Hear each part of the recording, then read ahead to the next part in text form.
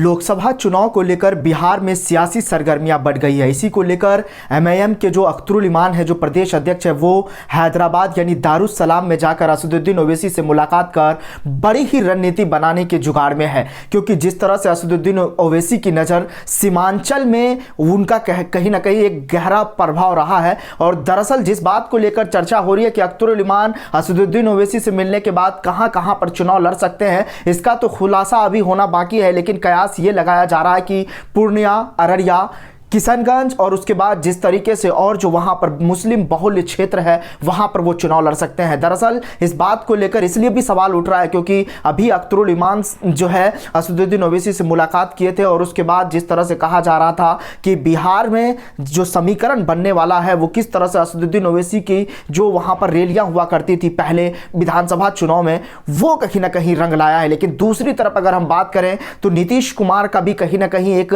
जो है हलचल तेज हो गई है कि वहां पर सरकार गिर सकती है। लेकिन वो राज्यपाल से जिस तरह से मिले हैं वो कहीं ना कहीं एक बड़ा सवाल उठता हुआ नजर आ रहा है। लेकिन जिस तरह से जो है असदुद्दीन ओवैसी का चुनाव लड़ना बिहार में, और कहा यह जा रहा है कि जो 4 विधायक टूट कर गए थे वो कहीं ना कहीं इस बार वहां पर बड़े ही मजबूत कैंडिडेट उतारने की कोशिश में है। और एमआईएम जिस तरह से वहां पर दमखम होकर चुनाव लड़ रही है वो कहीं ना कहीं बड़ा सवाल है। जिक्र सिवान को लेकर भी हो रहा है। सिवान को लेकर इस बात को लेकर भी चर्चा हो रही है कि क्या ओसामा साहब असदुद्दीन ओवैसी के साथ मिलकर चुनाव लड़ सकते हैं। क्या वहां पर जिस तरह से हिना साहब की एक छवि रही है और शहाबुद्दीन साहब जिस तरह से वहां पर जो है अपना एक दबदबा बना के रखे हैं, क्योंकि उनको हर समाज का वोट हमेशा से मिलता आ रहा है और मिलता रहा है। जिस वक्त उनकी वहां पर दावेदारी हुआ करती थी असदुद्दीन ओवैसी के पार्टी, अब वहां पर कहीं ना कहीं जो है वो जुगाड़ लगाए हुए हैं कि क्या ओसामा साहब इनके पार्टी से चुनाव लड़ सकते हैं। लेकिन हिना साहब को लेकर खबर यह है कि वो एलजेपी से चुनाव लड़ सकते हैं। एलजेपी ने उन्हें कहीं ना कहीं जो है बड़ा चेहरा माना है और कहा यह जा रहा है कि चिराग पासवान की पार्टी से वो चुनाव लड़ सकते हैं। जो दर्शक है उनको क्या लग रहा है? अगर आपको लग रहा है कि हिना साहब को एमआईएम पार्टी से चुनाव लड़ना चाहिए या फिर एलजेपी पार्टी से चुनाव लड़ना चाहिए, वो आप मुझे कमेंट कर बताइए। लेकिन जो हलचल तेज हुई है सिवान को लेकर, पूर्णिया में जिस तरह से अख्तरुल इमान ने कहा है कि किस तरह से वहां पर जो है उनकी पार्टी काम कर रही है, और उसके बाद जिस तरह से उदा किशनगंज में तो अख्तरुल इमान खुद वहां पर कैंडिडेट है। जावेद, जो मोहम्मद जावेद है अभी कांग्रेस के विधायक है, उनको कहीं ना कहीं शिकस्त देने के लिए अख्तरुल इमान मैदान में उतरेंगे। लेकिन कहा यह जा रहा है कि जिस तरह से पिछले बार के लोकसभा चुनाव में अख्तरुल इमान ने 2,94,000 वोट ला करके कहीं ना कहीं एक दमखम दिखाया था, लेकिन क्या वही उदा किशनगंज में अब फिर अख्तरुल इमान सांसद बनने के लिए जा रहे हैं? क्या असदुद्दीन ओवैसी वहां पर पूरा दमखम लगाएंगे?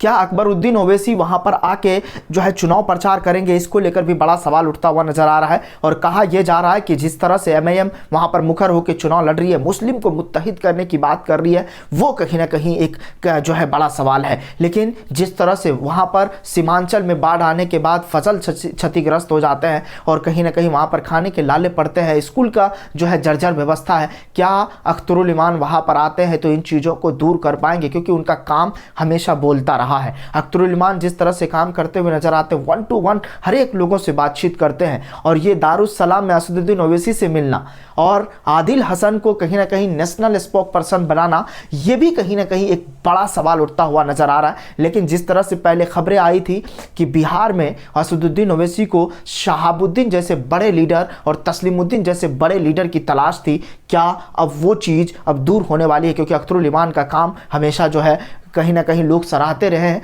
लेकिन उदा किशनगंज में क्या कुछ खबरें निकल करके आती है, क्योंकि उदा किशनगंज से अख्तरुल इमान वहां पर चुनाव लड़ने वाले हैं। इसको लेकर हमारी रहेगी पैनी नज़र। और शहाबुद्दीन साहब के परिवार से कौन चुनाव लड़ते हैं, इसको लेकर भी हम आप दर्शकों को तमाम चीज़ें बताते रहेंगे। आपको क्या लग रहा है? क्या ओसामा साहब को एमआईएम पार्टी से चुनाव लड़ना चाहिए या उनको एमआईएम पार्टी में आना चाहिए, या फिर हिना साहब को जो है एमआईएम पार्टी से चुनाव लड़ना चाहिए? आपको क्या लग रहा है? आप कमेंट कर हमें ज़रूर बताएं। आपके कमेंट का स्वागत किया जाएगा। फिलहाल इस रिपोर्ट में बस इतना ही। बाकी ताज़ा तरीन खबरों के लिए देखते रहिए द इंडिया टीवी। नमस्कार। चैनल को लाइक, शेयर एंड सब्सक्राइब करें और बेल आइकन दबाना ना भूलें।